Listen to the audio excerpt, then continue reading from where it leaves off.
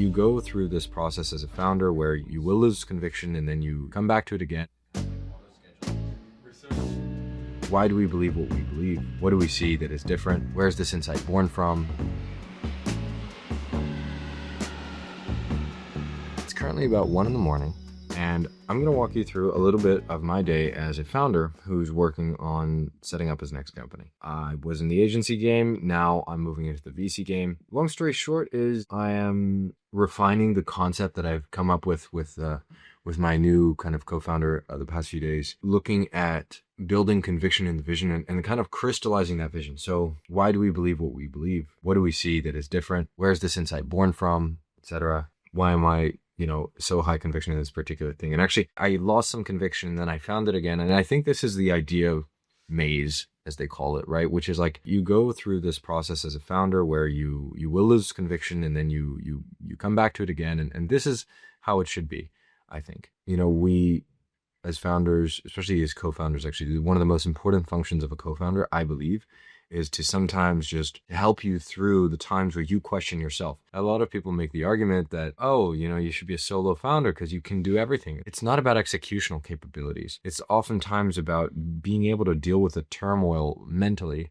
being able to push each other on is, I think, the strength of the best co-founders, actually. Co-founders should make you a greater version of yourself. They should amplify you and you should amplify them. That's what great partnerships really are all about. So that's why you shouldn't do solo. Not because you can't, but because your odds of success are greater with a co-founder, not because a co-founder is just an extra pair of hands. That's called an employee. You can hire programmers and designers and whatever. That's not what co-founders are for. What a co-founder fundamentally is when they're 50-50, they should be your other half, right? They should make you more of whatever you are already good at, right? They should make you do more, work faster, etc.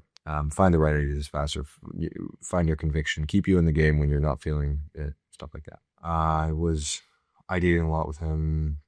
I was actually working on the UI because I wanted to crystallize the product vision and trying to map out this application. I think doing UI diagrams is great because while mapping it out, you realize how many problems you have.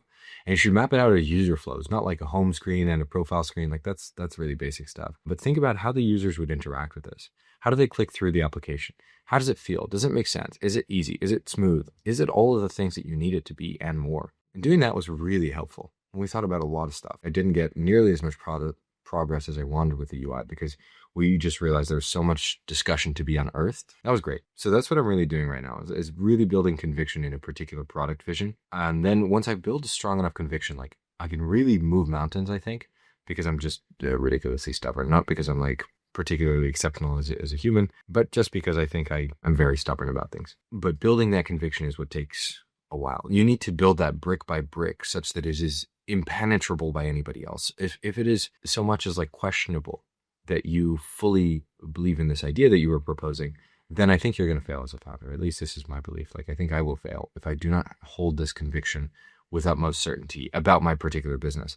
Now, beyond that, of course, you can't hold anything in extremely strong belief. So how to do your marketing or product, you have to be flexible to find the right answer, but you need to have a strong conviction about why you're launching into this particular product in the first place, at least to start with, until you validate or invalidate a particular assumption that you might have off of which your entire product hinges. We thought a lot about that stuff. I'm not going to go into detail about it because that's for a separate video when I explain and I start to piece together all of this crazy journey.